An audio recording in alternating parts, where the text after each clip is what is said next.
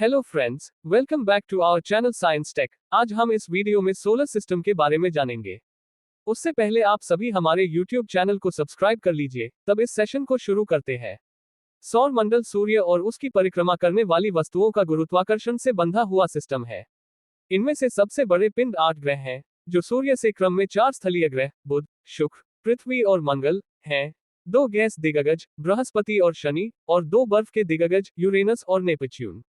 सौर मंडल का विकास 4.6 अरब वर्ष पहले हुआ, जब एक आणविक बादल का घना क्षेत्र ढह गया, जिससे सूर्य और एक प्रोटोप्लेनेटरी डिस्क का निर्माण हुआ।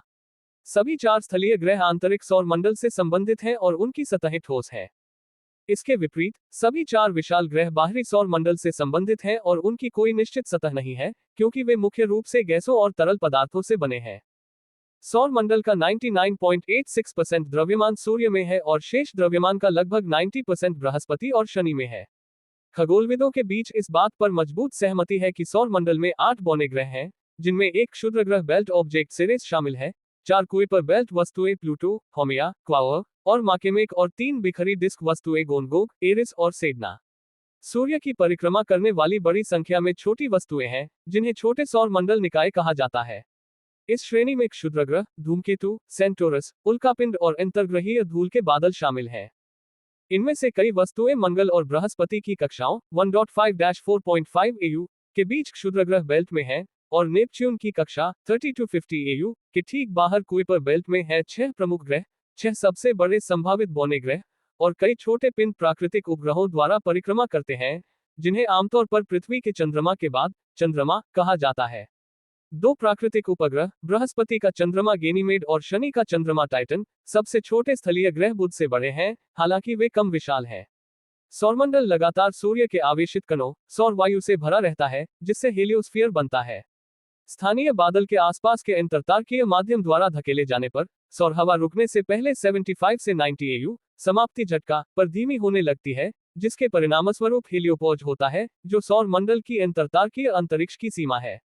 सौर मंडल का सबसे बाहरी क्षेत्र ऊर्ट बादल है, जो लंबी अवधि के धूमकेतुओं का स्रोत है, जो 2000 AU से लेकर सौर मंडल के गुरुत्वाकर्षण क्षेत्र के किनारे तक 200,000 AU 3.2 ली तक फैला हुआ है।